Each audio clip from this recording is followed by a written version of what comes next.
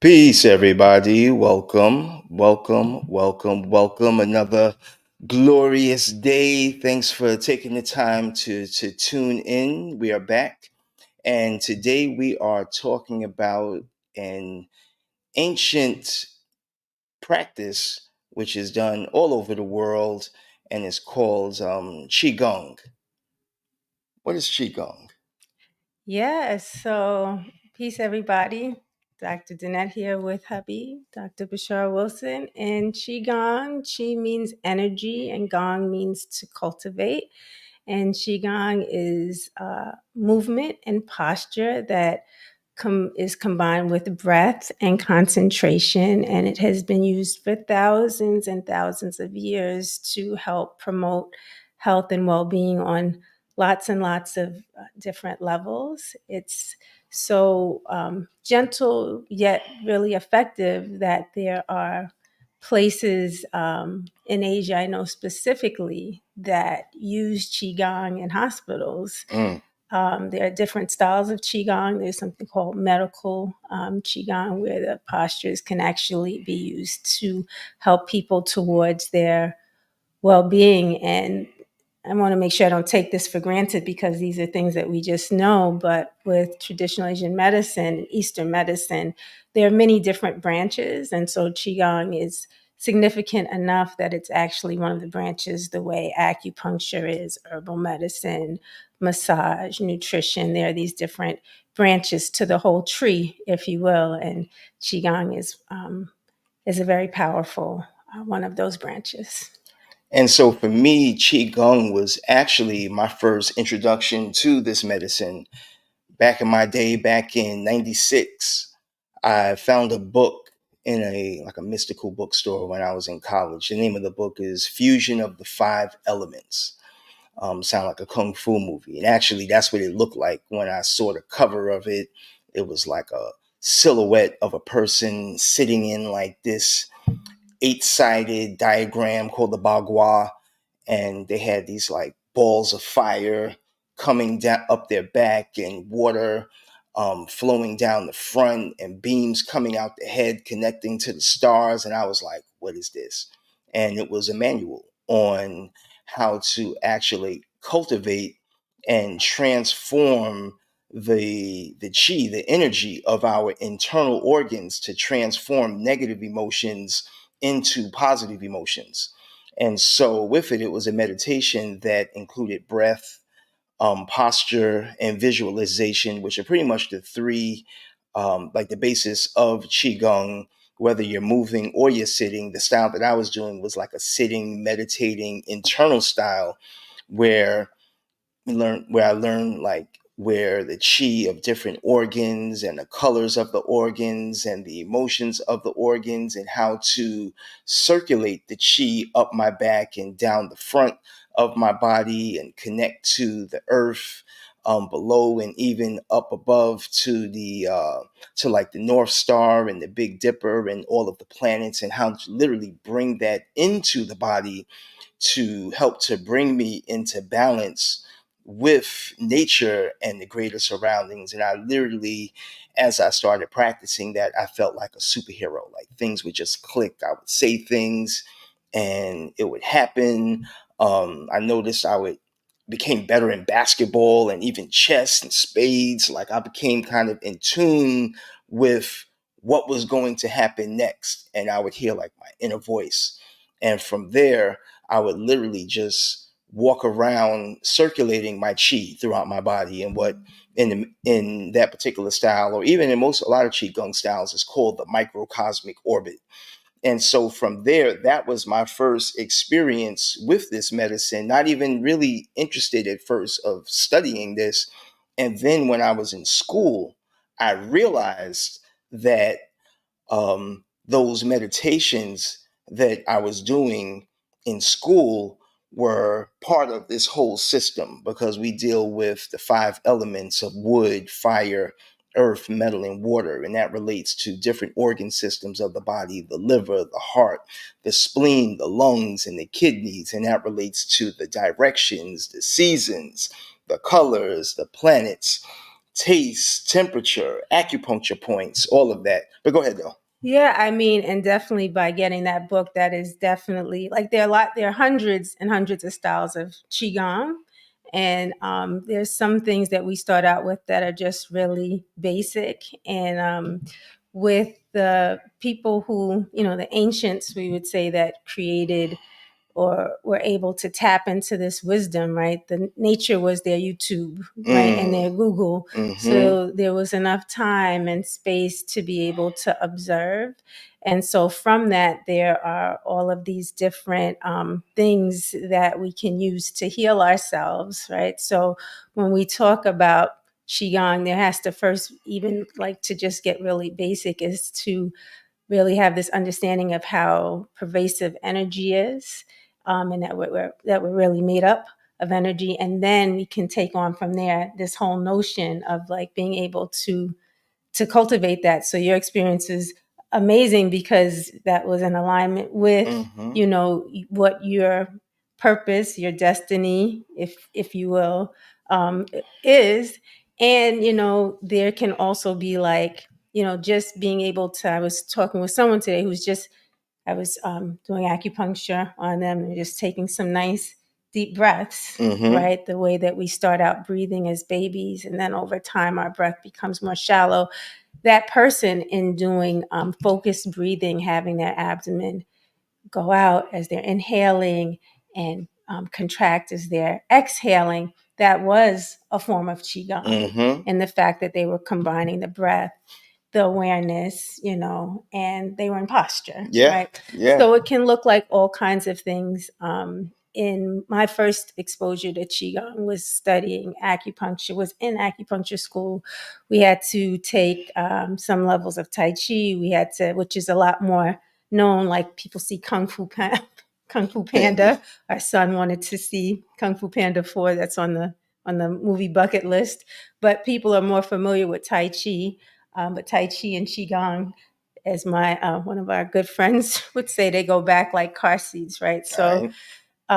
so it's along the same vein. Tai Chi is a particular form, but Qigong has lots of different styles of it, and I personally loved it. It was when I was studying to become an acupuncturist.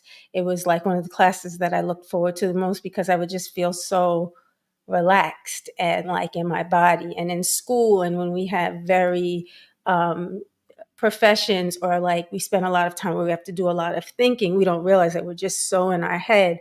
But having to take the breath, having to breathe and move really allowed me to be more in my body. And I was like, "Ooh, I really like this." And so when I went on to do my postgraduate work in women's health, then that wasn't a part of the program, but I lobbied to make some of my credits that I needed so I could study with a qigong master. Right. Shout out to Tina Zong of the People Joke when they come in the office because it is from the Wu Tang Oh yeah, from the Wu Tang. Wu Tang Yeah, Institute. your official Wu Tang. You People, know, it's funny because like the Wu Tang, just to go into that, because when folks do come to the office, they're like, the they Wu think it's a Tang joke. physical, no. But the Wu Tang is actually based off of a mountain island, a group of mountains. Wu means five and Dong means I forget what. But Wudangshan is actually a mountain range in China that's very famous for its Qigong styles. So when you see Shaolin, and there is a Shaolin in China still, and a Wutang, like Shaolin is known a lot for like their Buddhist practices. The monks, we've all seen the movies with the Shaolin with the little dots on their head. And then the Wudang Shan or Wu Tang, as we say in, I guess, an English way of saying it, is known for like their Taoist and their forms of Qigong and stuff. And so you were taught by I didn't a mean Wu to. Tang. I didn't mean to till I got my certificate. I just knew the woman. And I was like, oh, okay. And people think it's a joke when they see the certificate, but it's real. As it Uh, reminds me of the end of the song where it's like never teach the secrets, or it's from the movie too, but they did it in Wu Tang. They were like never teach the secrets of the Wu Tang, mm, but you actually teach the Earth Qigong style, I right? teach, That's yeah, it's a style that was specifically, so when I teach teach based off of different factors. I think about the season we're in and all of that. But then specifically for women, I did get certified in a particular style that was created with women's reproductive health in mind and the things that we go through as women. So it's one of my favorite things. I'm not someone who's into panaceas. I really don't believe there's a lot of things I don't believe are for everyone, but I believe that qigong for the most part is wonderful for every woman. I'm not, you know, I feel like when a woman is pregnant, she's already got her own qigong master within her. But Mm-hmm. other than that, I just feel like it's a wonderful way to get to be healthier and have our innate healing wisdom be in full effect. I'll say also that one of the great things about it, it helps to, there's so many benefits, but it really helps to reduce stress and really improve circulation, which is really, really important. So much of many of us are sitting or not as active as our bodies would like us to be, and then we have different traumas that cause more stagnation in our body, lack of movement, proper movement of qi and blood. So qigong is definitely one of the fan faves. Mm-hmm. And when you were talking about like a woman being pregnant and having the child growing in her, one of the goals of some styles of qigong is to actually cultivate the inner child, that pure self, that pure being within ourselves, and bring our spiritual nature back to that essence of a baby, of a newborn. And so it's amazing that women actually do that naturally, um, when they're pregnant, of actually having the inner child inside of them. So yeah, that is awesome. That is awesome. So this Saturday This is Saturday. World Qigong Day. And so folks all around the world, all around US, all around Brooklyn are going to be celebrating, who practice Qigong are going to be practicing Qigong in the different parks. Um, and you're going to be doing some stuff Yeah, online, right. And right? officially, I think I don't want to throw shade to Tai Chi because Tai Chi is Oh, it's spectacular. Tai Chi and Qigong World Day. Tai Chi Chi and and Qigong Qigong Day. Day. I Right, shorten right, it right. because but it's World Tai Chi and Qigong Day Mm-hmm. is the official title. And yes, going to be online doing a free women's Qigong class at 10 a.m. EST, and really excited for it. During the pandemic, when I wasn't able to practice, I would do these virtual Qigong classes, and enough people have come up Well, and private practice, you mean acupuncture. my acupuncture practice, Mm-hmm. right when I wasn't able to go, be in the office, we do some qigong together, and so I've over this period of time had a number of people be like, "Hey, when you teaching the qigong class again?" So back by popular demand and in honor of World Tai Chi and Qigong Day. So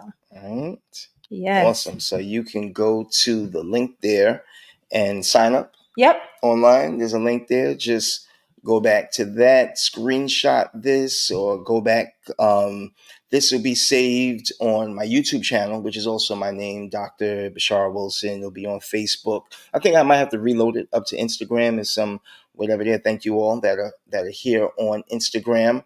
But yeah, with that, we can go on and on. Qigong is so amazing, and I would suggest. So it's mostly for women. This is for women. Yes, it is specifically no. Yes, it is specifically for women on Saturday. So it's ladies morning, ladies Ladies night, morning. ladies morning. You might play some. Maybe I don't know if you play some music, but I do play music. I don't know if I'm going to this Saturday, but I do.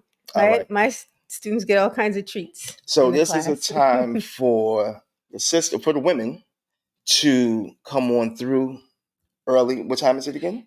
10 a.m. 10 a.m. EST. Feel free to share the link with others. I do have a certain amount of spots because I want to be able to be seeing people as they're Mm-hmm. doing it. So, certain number of slots. So, sign up while you can. So you can study with a true Wu-Tang master.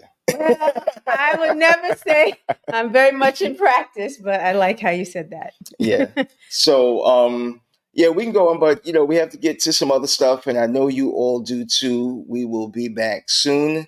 And if you missed this, we told some cool stories and talked some things around. So go back to the beginning and start over to learn more about Qigong, and definitely investigate it on yourself for yourself.